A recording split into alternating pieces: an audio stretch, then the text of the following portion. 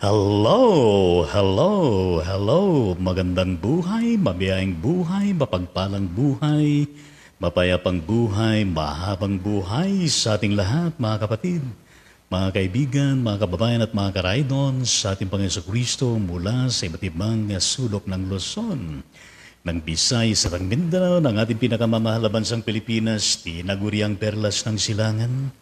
Gayon din sa iba't ibang panig ng buong mundong ito na kung saan naroon ng ating mga kababayan ng mga overseas Filipino workers at mga migrated families.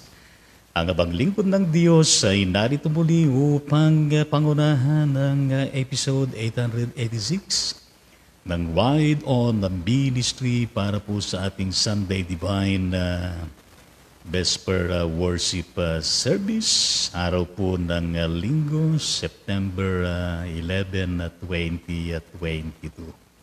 Sa 14th Sunday, pagkatapos ng sinelebrate natin na Pentecost. Yes, ang Wide On Ministry, Ride On with Jesus Christ, Ride On with His Word, Ride On with the Sound of Praise, Worship, Prayer, and Service. Tayo po ay magsilapit sa banal na presensya ng ating Panginoon sa gabing ito.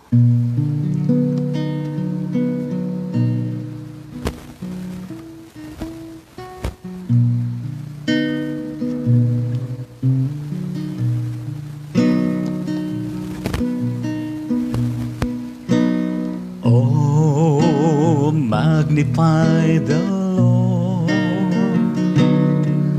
for He is worthy to be praised. Oh, magnify the Lord, for He is worthy to be praised. Hosanna, blessed be the rock, blessed be the rock of my salvation. Hosanna, blessed be the rock, blessed be the rock of my salvation. Tunay nga naman, Panginoon, na Ikaw po ang siyang kaligtasan namin. Ikaw ang matibay at buhay na bato na siyang tinutungtungan ng aming buhay. Pinupuri ka namin, winawalhati, O Diyos, sa pagkakataon na ito ng aming paglapit, pagsamba sa iyo, sa Espiritu at gayon din sa katotohanan. Ikaw, Panginoon, ang siyang dumaloy po sa aming mga puso at isipan. Gabayan kami ng iyong Santong Espiritu. Pagkalooban niyo kami, Panginoon, ng kagalakan at gayon din ng pangunawa sa mga salita na nais mong ipabatid sa amin. Pati na, Panginoon, ng maayos na daloy ng internet at signal upang tuloy-tuloy, Panginoon, ng gawain na ito na wala pong technical na magiging problema. Lahat, Panginoon, ay aming pong ipinagkakatiwala sa tanging pangalan ni Jesucristo na aming Panginoon at tagapagligtas. Lahat ay magsabi ng Amen at Amen sa ating Panginoon.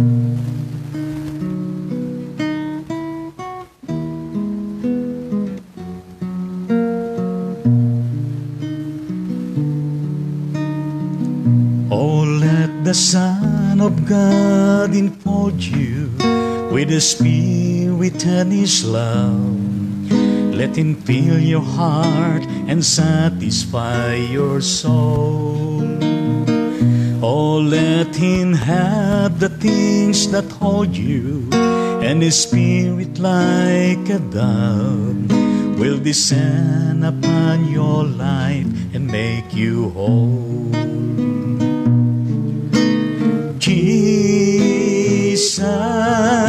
oh Jesus, come and fill your lungs.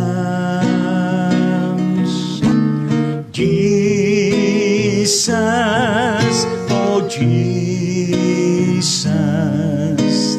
come and fill your lungs. Oh, magnify the Lord,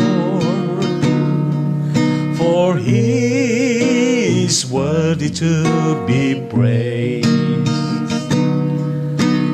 Oh, magnify the Lord, for He is worthy to be praised. Hosanna,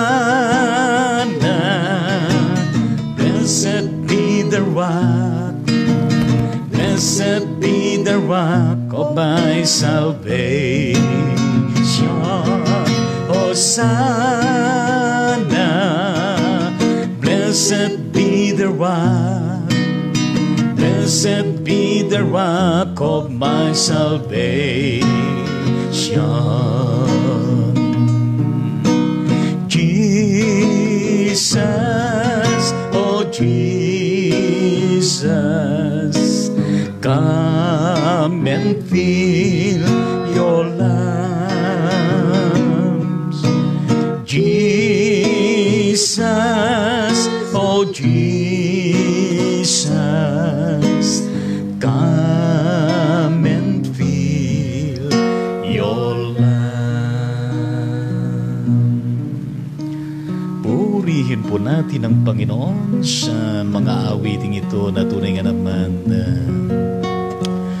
binibigyan tayo ng inspirasyon at gayon din ng ibayong kahandaan upang may handang ating mga puso dito sa ating tatanggapin na mensahe ng buhay.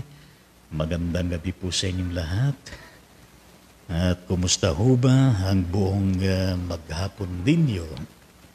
Kumusta kayo dyan sa inyong kinaroroonan? At ngayon ay talaga naman medyo madilim na ang panahon ngayon dahil paggabi na. Pero purihin natin ang Panginoon na Siya ang magiging star natin sa madilim na nakalagayan natin ng kalikasan at Siya na magsisilbing ilaw natin.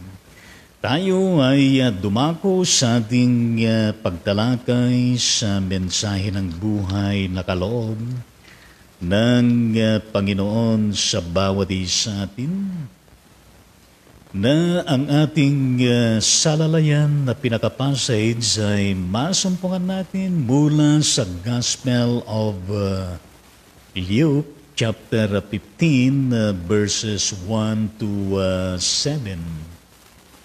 Mga kapatid sa Panginoon, and of course, we acknowledge materials natin pong ginagamit.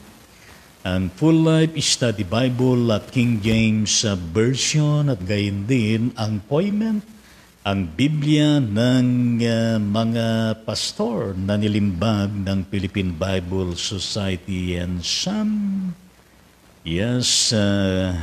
revealed the thoughts from sources at gayon din ng direct manifestation of the Holy Spirit of God, the Father in Jesus Christ, to provide us the thoughts, the understanding, the message na dapat natin ma-receive.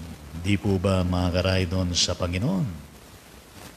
Ngayon, ang ating pong tatalakayin ay meron pong kinalaman about one of the parables of Jesus Christ, na ito po ay the parable of the lost sheep, ang talinhaga ng nawalang tupa. Yes, yan po ang ating pag-uusapan, bahagi ng ating lectionary ngayon at ganito po ang sinasabi ng ating teksto.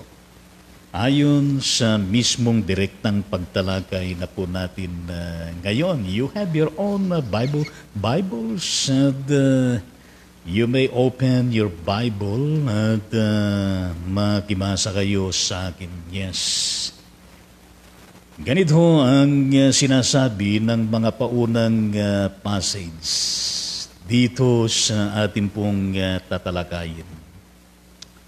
Na binabanggit na noon, yes, ang mga maniningil ng buwis at mga makasalanan ay lumapit kay Jesus. Ang layunin ay upang makinig sa anumang sasabihin o ituturo o ipapangaral ng ating Panginoong Jesucristo. Hindi lamang sa kanila, kundi maging sa mga disciples at sa mga iba pa na maaring makapakinig noon ng kanyang sasabihin.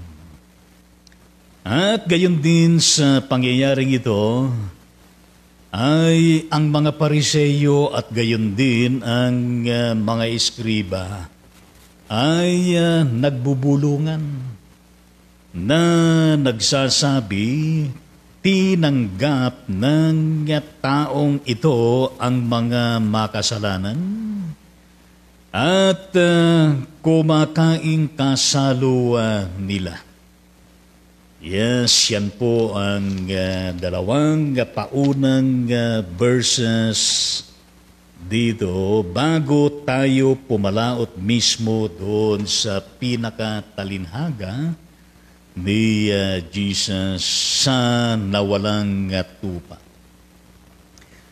Alam naman natin mga kapatid sa Panginoon na ang mga maniningil ng buwis o sila na mga tinatawag na publicans noong panahon na yon ni Jesus. Sila yung mga empleyado ng kinaukulang gobyerno na kumukolekta o naniningil ng mga buwis ng mamamayan at gayon din ng mga established cement. Well, kung paano sa panahon na ito at gayon din sa nakalipas at sa mga panahon na yon, excuse me po, na nagkakaroon ng tinatawag natin na katiwalian. Yes.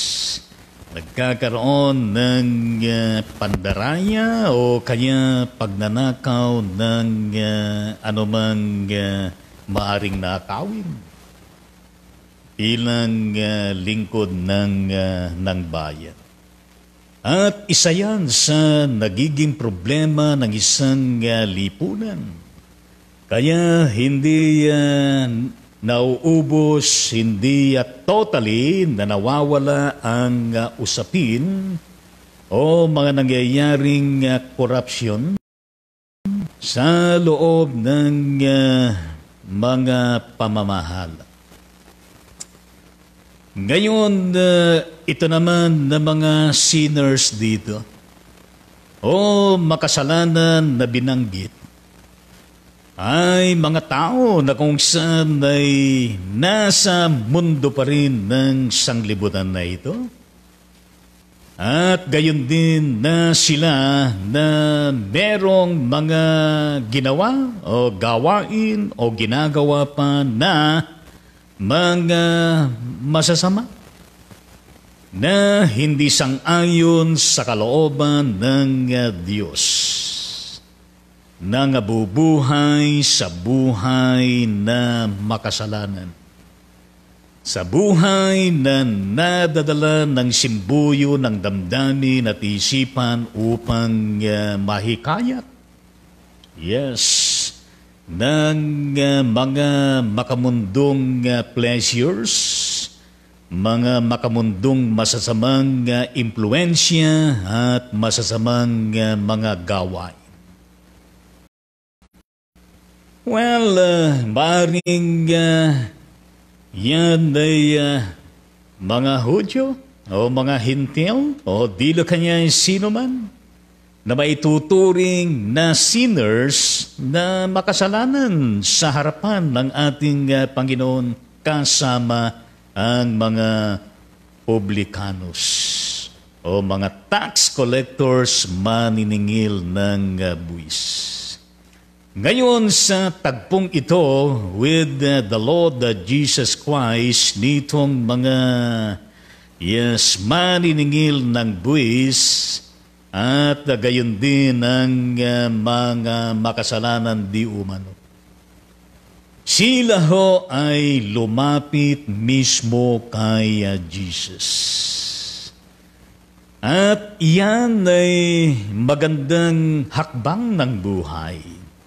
Yan ay magandang tugon ng sino mang tao sa Diyos. Sapagkat merong tayong Diyos na hayag kay Jesus Christ na patuloy na ang Diyos na ito ay ang Diyos ng kasaysayan, ang Diyos ng kaayusan, ang Diyos ng kabutihan, ang Diyos ng kabanalan, ng katwiran, ang Diyos na ang iniisip ay yaong makabubuti sa bawat tao. Kasama na diyan ang sinumang mga makasalanan.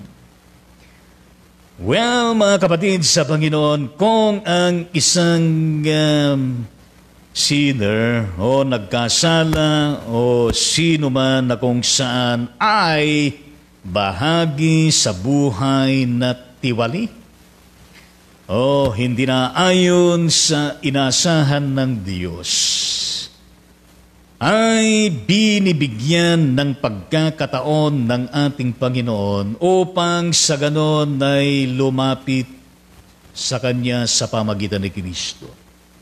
Binibigyan ng pagkakataon upang sa ganon ay makararanas ng pambihirang maaring maranasan, masumpungan, matagpuan na sa kanyang buhay di makalimutan at makapagbibigay pa ng maaring pagbabago ng buhay, lalo na kung ang paglapit kay Jesus ay merong kaakibat na kababaan ng loob, na merong kaakibat na pagsusumamo kay Lord, na merong kaakibat na kung saan ay merong puso na nangagsisisi, kumikilala sa mga kasalanan at humihingi ng pagpapatawad, paglilinis mismo ng ating Panginoong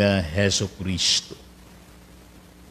Well, it's indeed an open opportunity for all the people to come unto the presence of the Lord Jesus Christ to hear the Word of God, to encounter the Lord of God, to experience Jesus Christ, and even to mingle with Jesus Christ, and even to the possibility of accepting the Lord Jesus Christ.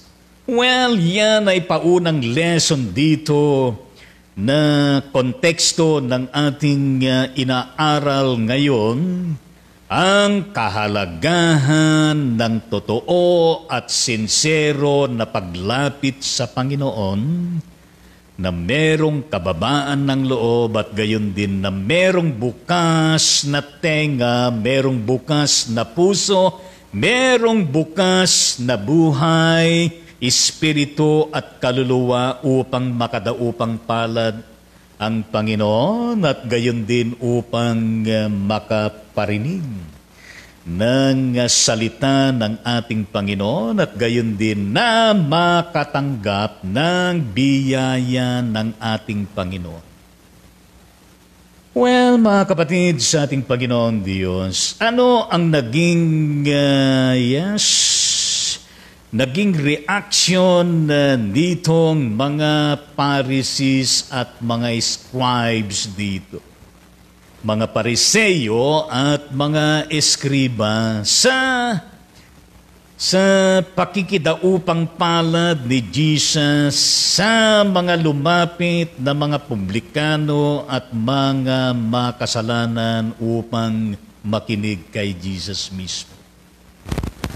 Well, mga kapatid sa Panginoong Diyos, ayon dito sa ating teksto, yes, hindi lingid sa ating kalaman na kung saan ang mga ito ay naging mga kontrabida kay Jesus sa pelukulan ng mundo, ng buhay, ng ministeryo, ng paglilingkod at gayon din ng lahat ng may kinalaman kay Jesus Christ sa mundong ito nung siya ay dumatal sa kalagitnaan upang ganapin at naganap na at sinabi nga niya na naganap na. Pero ang dalawang hanay na ito ng mga Hudyo ay nagsisilbi silang mga reactors laban kay Jesus. Nagsisilbi silang masugid na kontrabida kay Jesus. Mga kapatid, sa Panginoon bang ginawa nila dito? Yes, nung kanilang makita na si Jesus ay nakikahalubilo at nangangaral at gayon din na kung saan ay kumakaing kasalo ang mga publikano at gayon din ang mga makasalanan na ito.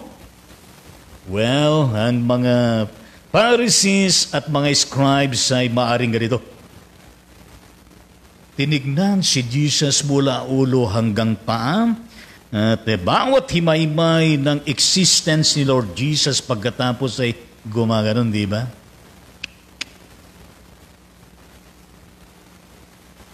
Di ba merong ganyan mga tao? Hindi lamang sa mga nakalipas na panahon, kundi maging sa mga panahon na ito ay merong mga ganyan.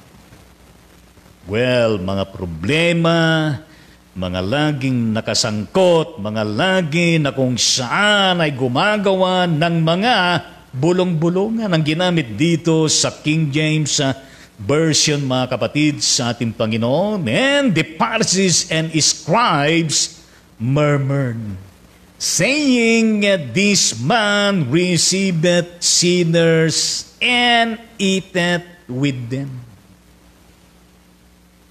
Well, ang mga Pariseyo at mga eskriba, noong makita nga si Jesus nakasakasama, nakikidaupang palad, nangangaral at gayon din na kung saan ay nakikikain pa nakasalo ang mga maniningil ng buwis at mga makasalanan. Well, nagbubulong-bulungan itong mga Pariseyo at itong mga eskriba. Sila yung mga old na mga tao na naturingan na mga mariteses nung panahon na iyon. Yes, sila yung nagsisilbing mga chismos. Well, hindi naman siguro lahat sila, pero ang mga ito na nabanggit sa ating teksto at gayon din sa iba pang mga nababanggit diyan sa four Gospels in the New Testament, mga kapatid sa Panginoon, ay meron silang ganyang attitude, meron silang ganyang behavior, meron silang ganyang virtues at meron silang ganyang values na taglay against the Lord that Jesus Christ and even against the teachings of the Lord that Jesus Christ and even this context of the Lord that Jesus Christ eating and and being with the publicanos and the sinners, mga makasalanan. Yes, nagbubulong-bulungan sila. Kung ano-ano ang kanilang mga sinasabi laban kay Jesus. At sa kanilang chismis na yan ay nandun na kung sanay, alam mo ba kapatid, tinanggap ng taong ito ang mga makasalanan at kumakain kasalo nila. May mga ganyan, di po ba nangyayari sa lipunan? Na kung saan ay napakarami mga marites sa panahon na ito, maaaring isa, dalawa, tatlo na kung saan nandun sa kanto na kung saan ay merong ganito, ganyan at nagchichismisan. Yes, alam mo ba sa ganito? Yes, oo nga ano. Maraming ganyan. Kanya sa panahon ni Jesus, meron din mga ganyan na walang magawa sa buhay kundi yaong silipin si Jesus at gayon din nabatikusin si Jesus, hadlangan si Jesus sa kanyang mga ginagawa. Well, mga kapatid sa ating Panginoon, sino-sino itong mga Pharisees at mga scribes na mga Hudyo sa panahon ni Jesus? Well, sila na mga Pharisees o Pariseo, sila po yung di umano na isang pangkat ng mga Hudyo.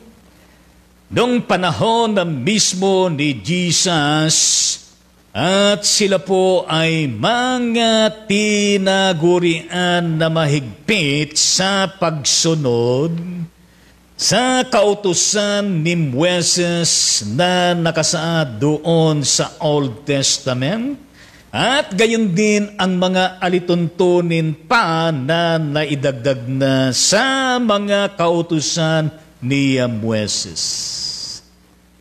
Ibig sabihin ay sila ay mga religious na mga tao.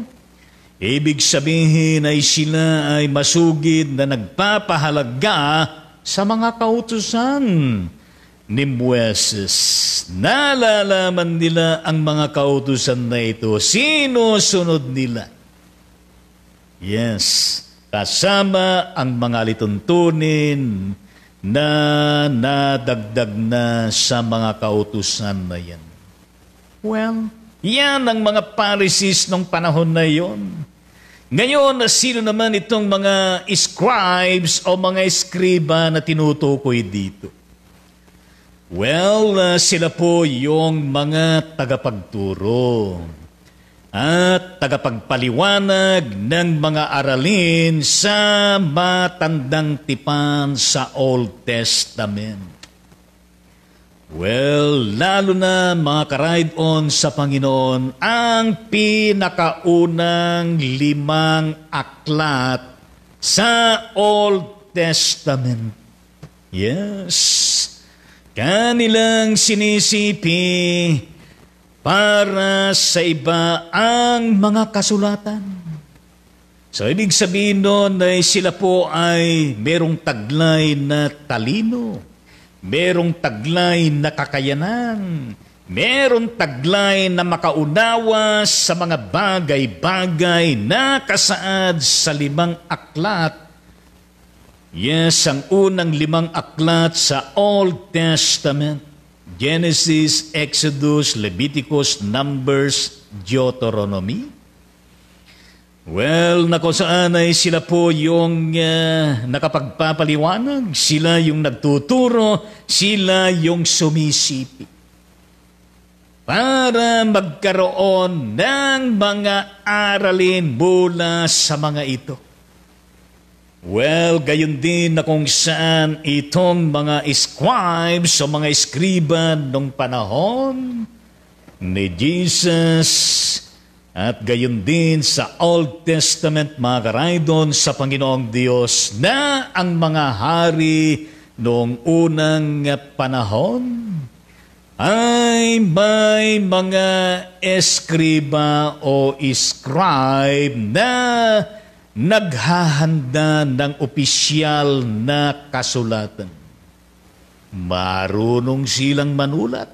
Yes. Gayon din kung saan ay ilan sa kanila na mga eskriba ay nabigyan ng pagkakataon na kung saan ay manungkulan. Yes. Na bilang naging matataas na tauhan ng palasyo ng mga panahon na iyon. Kaya nga ho, ang mga Pariseyo at gayon din, ang mga scribes na ito ay hindi basta-basta na mga tao. Hindi basta-basta na mga pangkat, mga kapatid sa Panginoon. Yes, sa kasaysayan ng mga Hudyo, mga karaydon sa Panginoong Diyos. Yes, kung kaya't sila po ang nagsisilbi dito, sa mismong pinaka-passage natin na reactors ng ating Panginoon, nagbubulong-bulungan at ang pagkilala nila kay Jesus ay tao at tao lamang. At hindi siya yaong kinikilala ng Mesias. Hindi siya yung kinikilala na kung saan ay nanaog na Diyos, nagkatawang tao na Diyos, na ang pangalan ay si Jesus na siyang tagapagligtas ng kanyang bayan at gayon din sa mga kasalanan ng sangkatauhan. Hindi nila kinikilala na siya yung Emmanuel ng ibig sabihin ay suma sa atin ng Diyos. Hindi sila naniniwala na siya ang King of Kings. Hindi sila naniniwala na siya ang Lord and Savior. Basta ang kanilang tingin, pagkilala, pagkaya Jesus ay tao. Kaya nga yung kanilang bulong-bulungan dito ay tinanggap ng taong ito. Yan ang kanilang declaration, taong ito ang mga makasalanan at kumakain kasalwa nila. Well, mga kapatid sa Panginoon, ay yan ang mga hanay na kung saan ay taglay ang pagiging self-righteous. Yes, taglay ang pagiging self-holy thou art. Yes, mga kapatid sa ating Panginoon. Well, dito ngayon ay na kung saan ay pumapasok ang naging katugunan ni Jesus sa nangyaring ito. Kaya't si Jesus mismo ay kanyang isinalaysay sa kanila. Mula verse 3 hanggang doon sa pinakahuling verse ng pinaka-passage natin, mga ka-ride-on sa ating Panginoong Diyos, kung inyo pong nabasa. Yes, verse 3 hanggang verse 7. Well, napakahalaga lahat ng mga binitawan na salita ng ating Panginoon sa Kristo sa pamagitan ng isang parable. Isang talinhaga na kanyang isinalaysay sa kanila mismo. At ganito ang kanyang sinabi na maliwanag. Sino sa inyo na merong 100 tupa at nawalan ng isa sa mga iyon, ay hindi iiwan ang 99 sa ilang at hahanapin ang nawawala hanggang sa ito'y kanyang matagpuan? Well, yan ay isang mabigat na katanungan sa kanila mismo at karugtong ng kanyang talinhaga. At kapag natagpuan niya, pinapasan niya ito sa kanyang balikat na nagagalak. Pag-uwi niya sa tahanan, tinawag niya ang kanyang mga kaibigan at ang kanyang mga kapitbahay na sinasabi sa kanila, "Magalak kayo sa akin sapagkat natagpuan ko na ang aking tupang nawala." Well, gayon din sa verse 7 na sinasabi ko sa inyo, magkaroon ng higit na kagalakan sa langit dahil sa isang makasalanang nagsisisi kaysa 99 na taong matuwid na hindi nangangailangan ng pagsisisi. Kita natin, mga kapatid sa Panginoon, ang matalim, ang mahiwaga, malalim at malawak na talinhaga mismo ng ating Panginoong Jesucristo, kanyang isinalaysay, binulalas sa kanila. Well, mga kapatid sa Panginoon, pansinin natin na kung saan yung sinabi nga mismo doon sa verse 4, in the King James Version, that which is lost. Yes, that which is lost. Well, yan ay napakahalaga na binitawan ni Jesus. What man of you having 100 sheep, if he lost one of them, doth not leave the 99 in the wilderness, and go after that which is lost until he find it. Well, mga kapatid sa Panginoon, very striking yan, that which is lost. That which is lost until he find it. Is ang nawawala hanggang sa matagpuan niya. Well, mga kapatid sa Panginoong Diyos, kung basahin ninyo ang the whole chapter nitong Luke chapter 15, na kung saan ito po ay binubuo ng tatlong parables. Talinhagan ni Jesus Christ. Unang-una, yung verses 1 to 7 na siyang pinaka-passage natin ngayon. Yan ang the parable of the lost sheep, ang talinhagan ng nawalang tupa. Samantala, doon sa verses 8 to 10, ay yan po ay may kinalaman sa parable ni Jesus of the lost coin. Yes, talinhagan ng nawalang pilak. At samantala, ang verses 11 to 30, ay yan po ay ang kanyang parable of the lost son. Ang kanyang talinhaga patungkol sa alibughang anak, mga kapatid sa ating Panginoon. Well, ano ang lesson na ating pong masusumpungan sa mga ito? Well, mga kapatid sa Panginoong Diyos, dito sa tatlong parables na ito, na kung saan ay nahayag mismo ang kahayagan ng Diyos bilang siya na kung saan sa pamagitan ng kanyang kalikasan, ng kanyang karakter bilang isang Diyos na mapagmahal. Ang Diyos na punong-puno ng pag-ibig. Well, mga kapatid sa ating Panginoon, dito sa mga parables na ito, ay nahahayag siya mismo sa pamagitan ng Jesucristo, sa pamagitan mismo ng kanyang pag-ibig.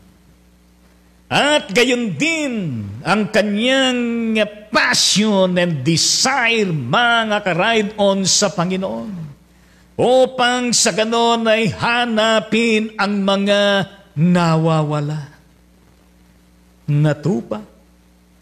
Katulad ng tupang nawala, gayon din ang nawalang pilak, at gayon din ang nawala na naging alibughang anak.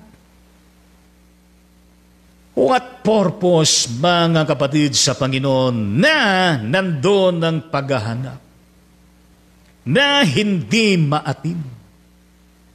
Yes, to save them. Yes, upang sila ay iligtas para sa oras at gayon din ng walang hanggan na panahon. It has to do with the salvific act of the Lord that Jesus Christ for redeeming, for saving, for restoring the sinners. The lost ones, mga kapatid, sa ating Panginoong Diyos. Katulad din ng magulang na ganoman ang anak ay nadala sa hindi magandang sitwasyon, lalo na kung naglalayas, lalo na kung siya ay naging biktima ng illegal drugs, naging biktima ng sumbuyo ng damdamin, ng anumang mga impluensya ng sanglibutan. Ang magulang di niya matitiis ang kanyang anak na nawalay, na nawala, na nasa lihis na daan, kundi gagawa siya ng paraan upang mas lalo na kanyang maiparamdam ang kanyang pag-ibig sa pamagitan ng kanyang paghahanap, sa pamagitan ng kanyang gagawin na kaparaanan upang sa ganon ay mapalaya ang kanyang mahal na anak mula sa kadilimang kinasadlakan. Mga kapatid sa ating Panginoong Diyos, matututunan natin dito sa parables na ito, lalo na sa parable na ating pinaka-passage na the lost, ang nawawala, mga ka-ride-on sa ating Panginoong Diyos. Ang paghahanap sa mga nawawala na mga makasalanan, upang sa ganon ay sila'y dalhin sa poder ng ating Panginoong Diyos, upang sila ay maligtas, upang sila ay mapalaya sa buhay na hindi karapat-dapat di umano, upang sa ganon ay kanilang maranasan at makita, maranasan, maengkwentro si Jesus, ang kanyang pinaka-importante na nais niya na mangyari sa bawat isang nangawawala at mga nagwawala. Yes, it's indeed the purpose of the Lord that Jesus Christ to bring all of them unto the feet of the Lord that Jesus Christ is indeed that manifestation of utmost importance sa puso mismo ng ating Panginoon Kristo. Yes, sa saloobin at damdamin mismo ng ating Panginoon, because gayon na lamang ang kanyang pag-ibig. Kaya nga ho dito, ano pa ang lesson na kung saan matututunan natin? Yes, kanina yung sinabi natin mula verses 4 to 8, at gayon din kung lumaktaw tayo, kung mapunta tayo doon sa verse 20 and verse 24. Well, mga kapatid sa ating Panginoong Diyos, doon sa talinhaga ng kalibughang anak, at gayon din ng nawawala na tupa, mga kapatid sa Panginoong Diyos. Dito masumpangan natin na kung saan ay ang Diyos at gayon din ang kalangitan ay nagkakaroon ng celebration. Nagkakaroon ng pagdiriwang, nagkakaroon ng kagalakan. Yes, kung meron kahit isa na makasalanan na nawala, na madala sa piling ng Panginoon, upang sa ganon ay magsisi at tumanggap ng pagpapatawad at gayon din ng paglilinis ng ating Panginoon sa Kristo sa anumang kasalanan ginawa at gayon din mapagkalooban ng panibagong pagkakataon na magbagong buhay na siya naman. Essence ng sinasabi mismo ng verse 7 and verse 10 nitong passage natin, yes, sa ang nawawala at gayon din ng talinhagan ng nawawalang pilak, mga kapatid sa Panginoon.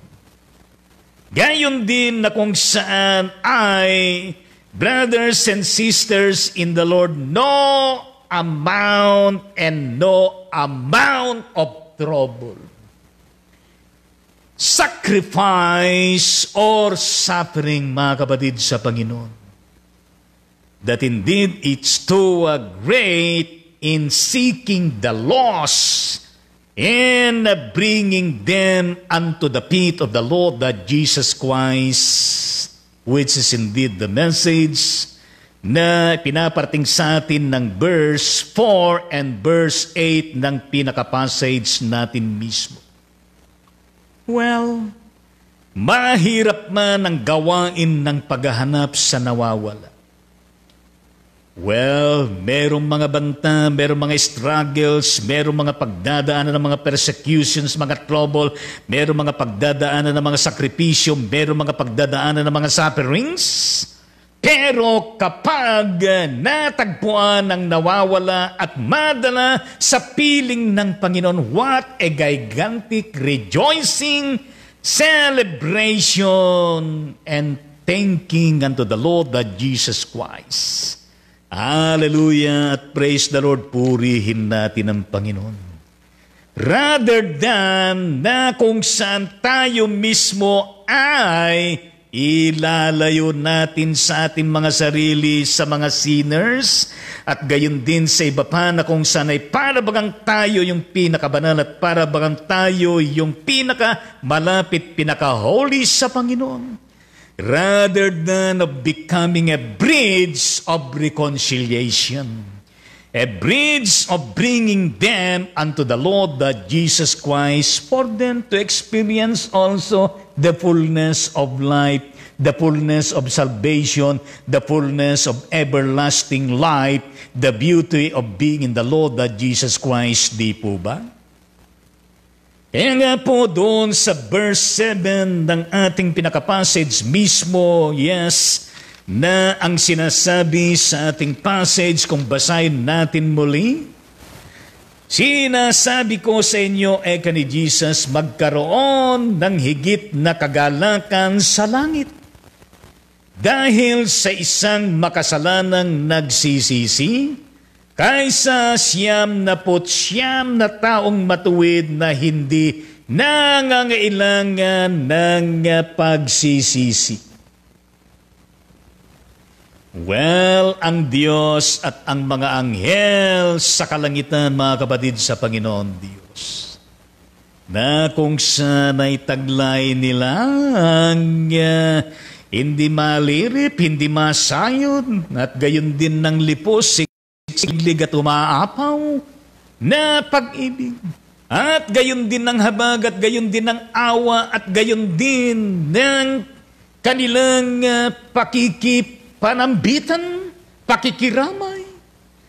Upang sa ganon, ang bawat isang nangawawalan na hulog sa pagkakasala, at gayon din upang ang bawat na tao na kung saan ay nasa kalagayan na ng kamatayang espiritual ay mabibigyan pa ng pagkakataon upang sa ganon ay maiahon at makapagsisi at makapagpanibagong buhay at gayon din na kung saan ay makibahagi pa with God and the angels in heaven and we as Christians, the church as a whole.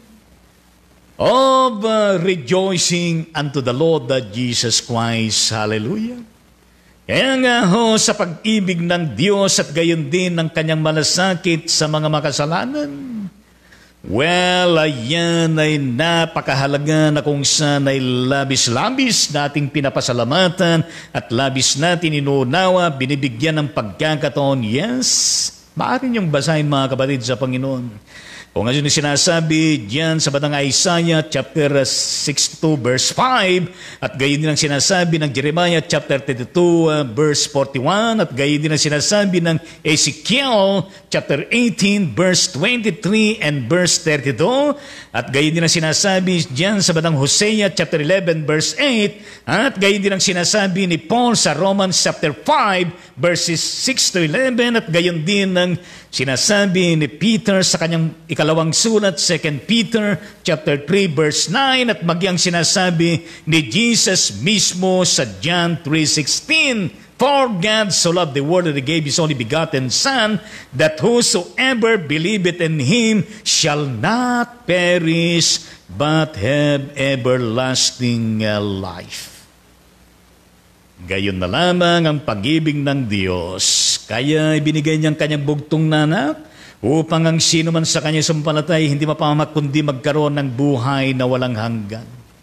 Well, mga kapatid, sa Panginoon patuloy po natin na kung saan ay panalangin at gayon din pagsumikapan natin upang maging kasangkapan tayo ng Panginoon upang madala ang mga nawawala, madala sa piling ng Panginoon sa pamagitan ng kanyang banal na Espiritu, sa pamagitan ng kanyang mga salita, sa pangitan ng ating nagkakaisa na pagkilos upang sa ganon ang malasakit ang puso ng ating Panginoon sa mga nawawala maipaabot sa mga makasalanan sa mundong ito at sila pa ay madala sa piling ng Panginoon, maranasan pang pagliligtas ng ating Panginoon at ang kanyang pangako na buhay na walang hanggan.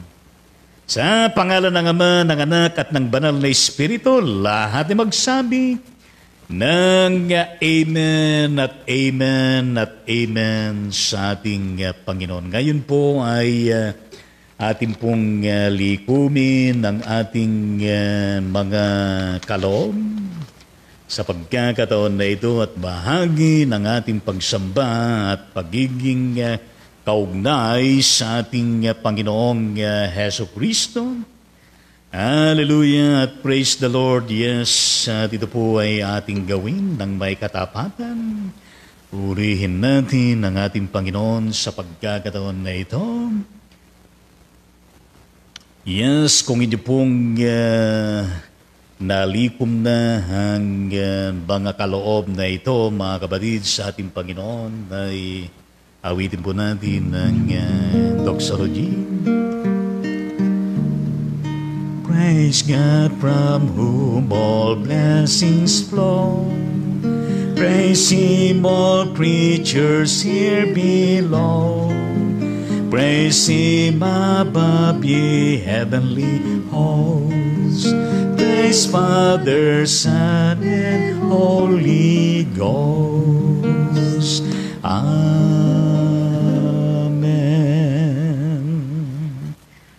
Tanggapin po ninyo, Panginoon, ang naming nakayanan na kaloob bilang manifestasyon ng aming pananampalataya at pagmamahal sa inyo at pagiging kabahagi ng iyong mahal na iglesia. Pagpalain nyo rin, Panginoon, ang pag-uukulan nito, O Diyos. Gayon din, Panginoon, ang iglesia. Pagpalain mo mga manggagawa at gayon din ang bawat katapatiran, anumang denominasyon sa buong mundong ito. Sa tanging pangalan ni Jesus, ito pong aming pasalamat pagtatalaga. Lahat ay magsabi ng Amen at Amen sa ating Panginoon. Ngayon, ang ating paglapit sa Panginoon, kung meron po tayong mga pagpapasalamat, kung meron tayong dapat na kung saan ay ating pong pagsisihan, ay gawin po natin sa pagkakataon na ito, mga karaydon, sa ating Panginoon. Gayon din ang muli natin pagtatalaga mismo ng ating mga buhay at lahat pa Kung meron tayong mga problema, dalhin natin sa Panginoon. Kung meron tayong mga karamdaman, dalhin natin sa Panginoon. Ano bang struggles natin sa buhay natin?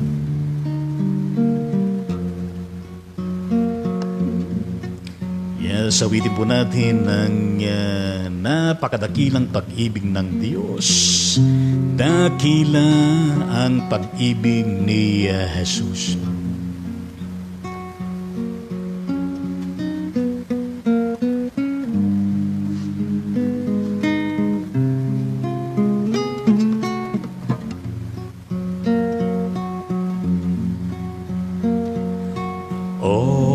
Kahangahangang tunay na kaibigan si Jesus. Langit ay kusang linisan upang tayo'y matubos. Dakila ang pag-ibig ni Jesus. Akong makasalan ay tinubos, maging sa lupa at sa langit man. Siya'y aking pupurihin, lagi kong aawitin, dakilan niyang pagmamahal. Siya'y aking pupurihin, lagi kong aawitin, dakilan niyang pagmamahal.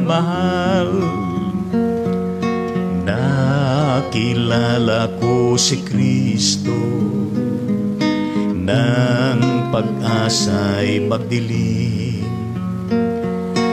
Buhay ko'y kanyang binago, nagliwanag nagningning.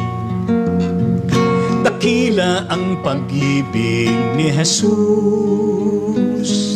Akong makasalan ay tinubos, maging sa lupa at sa langit man. Siya'y aking pupurihin, lagi kong aawitin, dakilan niyang pagmamahal. Siya'y aking pupurihin, lagi kong aawitin, dakilan niyang pagmamahal.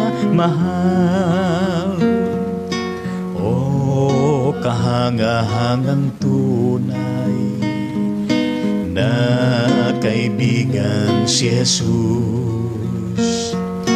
Langit ay kusang linisan upang tayo'y matubos.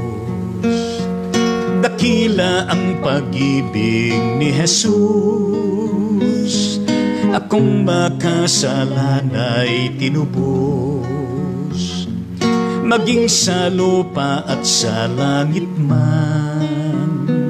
Siya'y aking pupurihin, lagi kong aawitin, dakilan niyang pagmamahal. Siya'y aking pupurihin, lagi kong aawitin, dakilan niyang pagmamahal. Tayo po ay manalangin sa pagkakataon na ito, mga kapatid sa Panginoon. O aming Ama at aming Diyos, kami po'y lumalapit sa inyo. Maraming salamat, Panginoon, sa mensahe ng buhay. Sa inyong paalaala sa amin, Panginoon, ang kahalagahan ng paglapit sa inyo at gayon din ang pakikinig ng iyong mga salita, at gayon din, Panginoon, ng pagsisisi. At gayon din, Panginoon, ang kagalakan sa iyong ginagawa sa amin upang sa ganun, Panginoon Diyos, kami ay patuloy na inyong napapatawan, nalilinis, at pinapaging dapat, Panginoong Diyos, upang patuloy namin, Panginoon, makanta ng iyong pangako ng kaligtasan, ng iyong pagtutubos, ng iyong pagpapatatag at pagpapalago sa amin, Panginoon.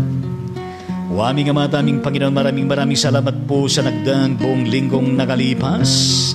sa inyong pag-iingat, sa inyong pagliligtas. Maraming salamat po, Panginoon, sa lahat po ng mga answered prayer requests. Salamat po sa bawat biyaya na aming natanggap. Salamat sa inyong pag-iingat, pagliligtas sa lahat po ng kabahayagan ng iyong pag-ibig, ng iyong malasakit sa bawat isa amin, Panginoon. Salamat po, Panginoong Diyos, sa mga kapatid na kung saan ay birthday po nila sa araw na ito. Ang kapatid na Epnitz ng Bukawi, Bulacan. Gayon din ang kapatid na Ses Pudi Cravings ng Tarlac City, Tarlac. Kapatid na Delia Lintao ng San Isabela. Ang kapatid na Jenny Rose Basilio Trinio ng Hermosa, Bataan. Gayon din, Panginoon, ang VJ Lorenzo ng Aurora, Isabela. Pastor Ket Quebral, gayon din ang kapatid na Edgardo Enriquez ng Pandibulacan, Maria Teco Tangona ng San Isabela, Onin Al-RJ Tangona ng Togeraw City, Cagayan, at gayon din ang kapatid na Rolando Kabulugan Inis ng Tagum, Davao, Carmen Espino Santos ng Santa Rosa, Laguna. At gayon din, Panginoon, ang kapatid na Mary Ann Celestra Beredo na bukas ang kanyang birthday. Lahat sila, Panginoon, at gayon din lahat pa ng may birthday na nasa Luzon, Visayas at Mindanao, Pilipinas. At sa iba-ibang mga bansa, kasama, Panginoon, ang mga sanggol na isinilang sa araw na ito. Lahat sila, Panginoon, ay patuloy mo na kadaupang palad. Pagpalay mo ang kanilang mga buhay, pamilya na kanilang bibilangan, at gayon din, Panginoon, ang kanilang mga kabuhayan. Ang kanilang mga kalusugan, pangatawan, Panginoon, na maging okay lagi. Inyo po silang samahan, Panginoon, na magtagumpay sa kanilang mga mithiin. Marami pa po, Panginoong Diyos, na darating po na kaarawan ng mga kapatid na ito, Panginoon, sa araw-araw at gayon din sa tuwit-tuwinan. Aming Ama, aming Diyos, gayon din po na pagpalain mo lahat po ng merong problema, dulutan niyo sa bila, Panginoon, ng katugunan. At gayon din, Panginoon, sa lahat po ng merong taglay na karamdaman sa mga panahon na ito. Katulad po, Panginoon, ng kapatid na Melita Celeste ng Talim Island, Panginoong Diyos, na masakit ang kanyang ulo kahapon pa. Panginoong Diyos, patuloy po na kadaupang palad siya upang siya, Panginoon, ay maayusan, makalalaya, Panginoon, sa pananakit ng kanyang ulo. Lapatan niyo siya, Panginoong Diyos, ng maayos na kalusugan at pangatawan, at gayon din ang ibayong kagalingan.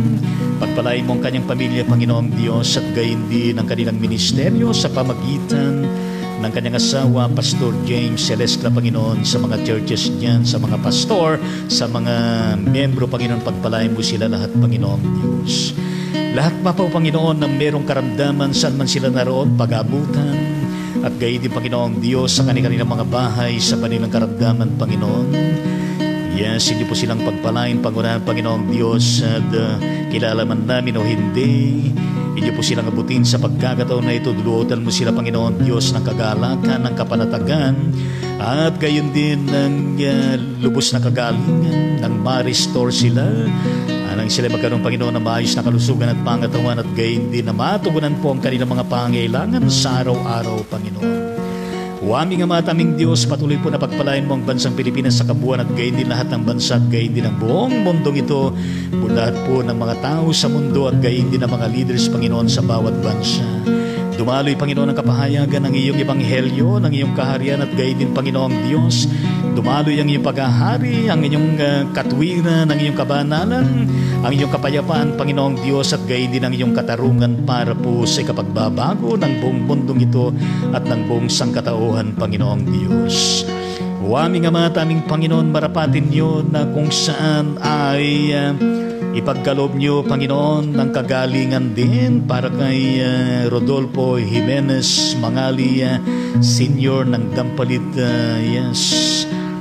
Malabon City, Metro Manila, na meron pong pinagdadaanan na bone cancer stage 4. Yes, magkaroon siya, Panginoon, ng matibay na pananampalataya, pag-asa. Hindi siya mawala ng pag-asa, Panginoong Diyos, kundi patuloy siya na maging malakas ang kanyang loob. Panghawakan siya sa iyo at dulutan niyo, Panginoon, siya ng kagalingan, ma-restore siya. Yes, mabunot, malis, Panginoon, ng pinagugatan, Panginoon, ng kanyang bone cancer stage 4, O Diyos. Yes, pagalingin mo siya, pagpalay mo kanyang buong pamilya, matugunan po ang kanilang mga pangailangan. O aming Ama at aming Diyos, sa iyo po namin itinatalagang ang aming mga buhay, pamilya, trabaho, ministeryo, lahat. At gayon din ang haharapin namin, Panginoon, na buong buong linggong ito, Panginoong Diyos, na maging matagumpay, may sa katuparan namin lahat po ng aming mga pananagutan, mga trabaho. Binabalik po namin lahat po, Panginoon, ng papurit pa salamat at ang panalangin namin sa tanging pangalan ni Jesus. Ito pong aming panalangin. Lahat ay magsabi at amen sa Panginoon. God bless and protect us all always through the presence, the power and acts of His Holy Spirit and His inspired words. Stay safe and healthy always. Be kind to others always with love and care. To God be the glory always and forever in Jesus Christ, our Lord and Savior. Shalom to each one of us. Be with us all now and forevermore. Lahat ay magsabi ng amen at amen at amen sa Panginoon.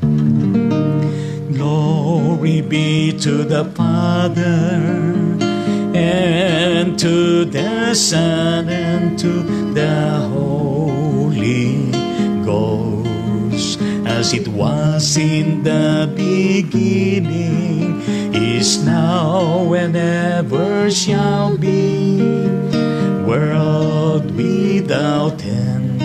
Amen. Amen. Amen po sa Panginoon at magandang gabi po sa ating lahat. At maligaya at mapayapa, mapagligtas na pagtulog sa bawat isa. Salamat po sa inyong presence, sa inyong pag-like, sa inyong pag-follow sa ating page, sa inyong pag-comment, sa pag-share ninyo ng episode na ito. At purihin po natin ang Panginoon at gayon din.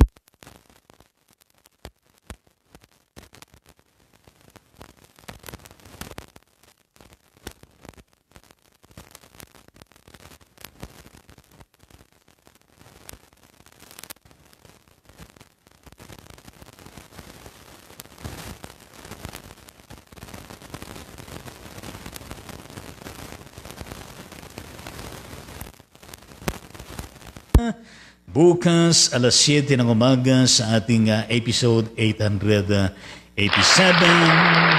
Gabay po sa bawat isa ating purihin ng Panginoon.